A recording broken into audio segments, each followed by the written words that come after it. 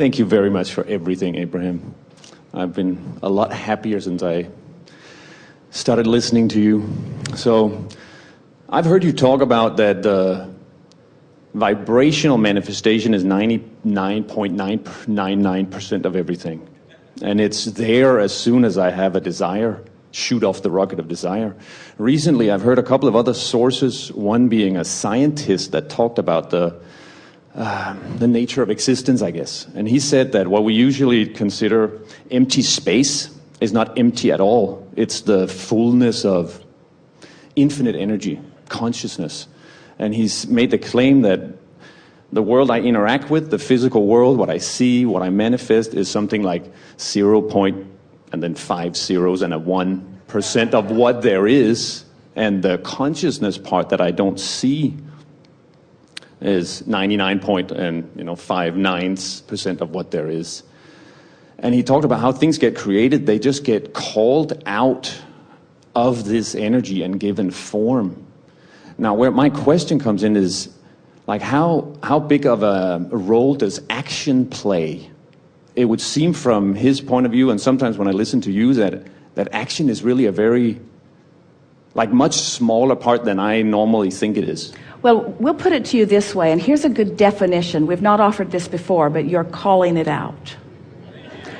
Action is the dabbling in the specifics of the manifestation. In other words, the action part of it is, for the most part, let us back up and be very clear about this. For the most part, most people are offering action instead of offering stable vibration. So most people are offering most of their action in order to compensate for the energy that went awry earlier, because they were not aware of it in the earlier subtle stages. So if you're not aware of what you're doing vibrationally in the early subtle stages, and you've begun attracting something that there's a momentum coming, and when the grid fills in, there is a momentum. And it doesn't matter what grid it is that's filling in, there's always a momentum. So a lot of people use their action in order to try to compensate for the momentum, because they weren't paying attention to what they were doing earlier. It's sort of like the cast on your arm is sort of like that. That was action that you applied after the fact because you weren't paying attention to what you were doing vibrationally before.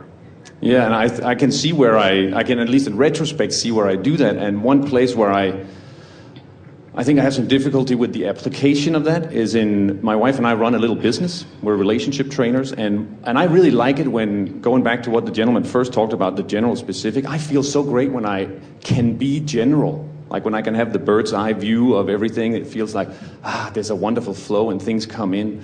But I also feel in the day-to-day running of our business, I'm forced to attend to a whole lot of detail and specifics. There's so many little wheels turning. It is so delicious, though, to do the grid work first. And we'll be talking a lot about that as we are moving through these days together. To do the grid work first. And then as the grid is filling in, the action is inspired. If you've been listening to us for a while, we've been saying this for years, that if you tune in, tap in, turn on to the energy, and then do whatever you feel inspired to do, not motivated. Motivated is trying to fix it when it's going wrong. Inspired is when the vortex is calling you toward it. That's that feeling of inspiration, and it's that feeling that you know the rightness of it. You just can't hardly stop yourself from doing it. It feels so right to you. Where the motivation is, I need to do that. That's that obligated thing. And we know there are plenty of things. You are a very busy bunch. You live in a world that is more interconnected than ever before, and you have more details that are flowing through your life experiences. If we were standing in your physical shoes, we would not integrate so specifically with so many people so much of the time, because just your awareness of what's going on, just your Facebook wall alone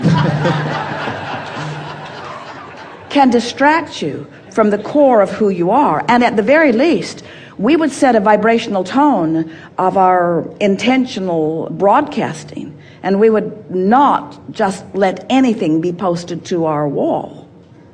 So I see that when I'm taking, you could say, unaligned action from motivation, I can see how that helps me line up, because at some point, I get tired of that, and it doesn't feel. So is there any difference between doing that to line up, or might I as well do nothing until it feels completely inspired? Sometimes we would like to say to you, just get aligned and then follow your inspiration. And then people say, so you're saying don't go to work,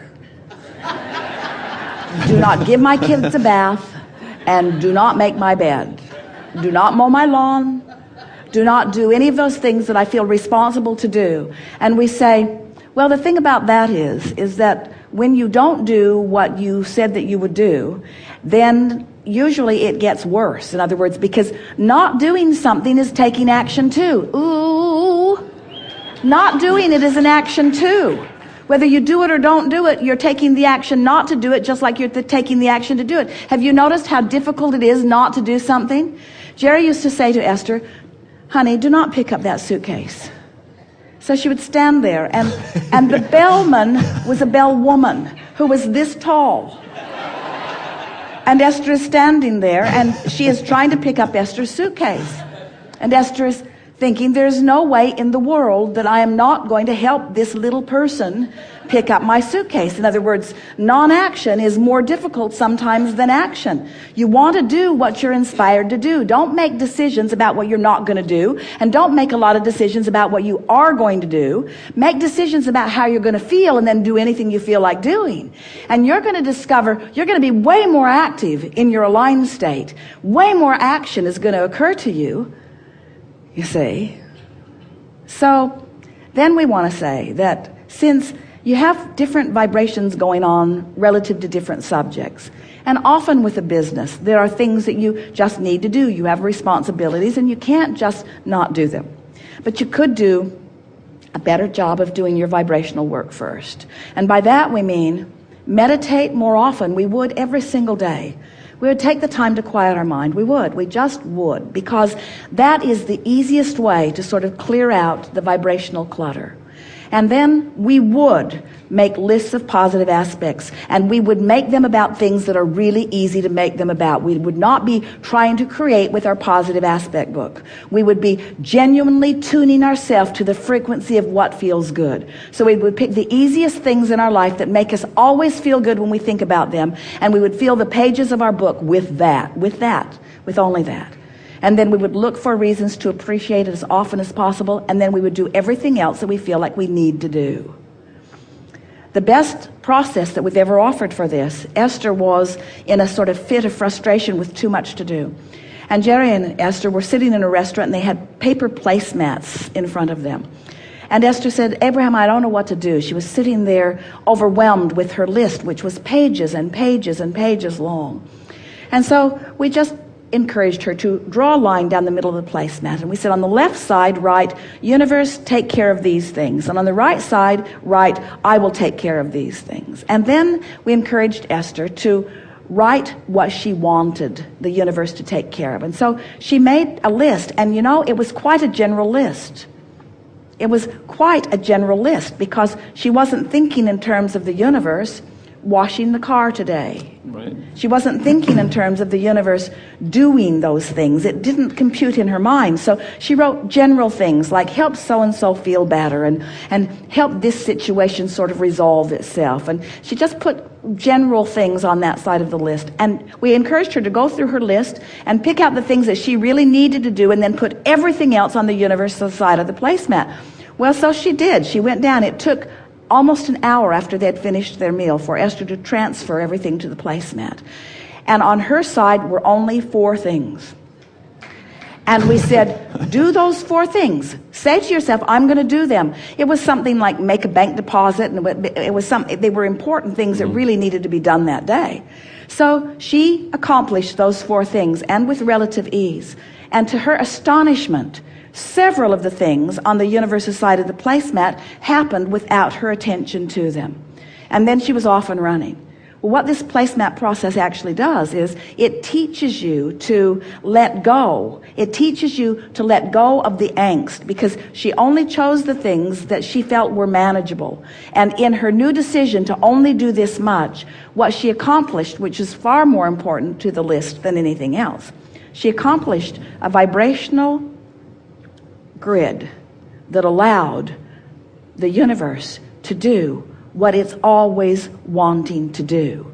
And the placemat process simply got Esther out of the way, you see. Yes. You're following? Yes. Mostly what we'd like to say to you is go do what you need to do and be happy more. And chill more. Have more fun. Look for more reasons to feel good. And don't try so hard.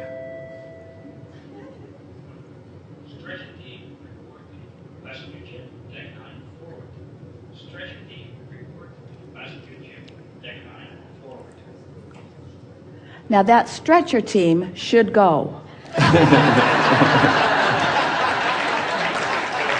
Even if they don't want to, they should go right now. Good time for a segment of refreshment. Thank you.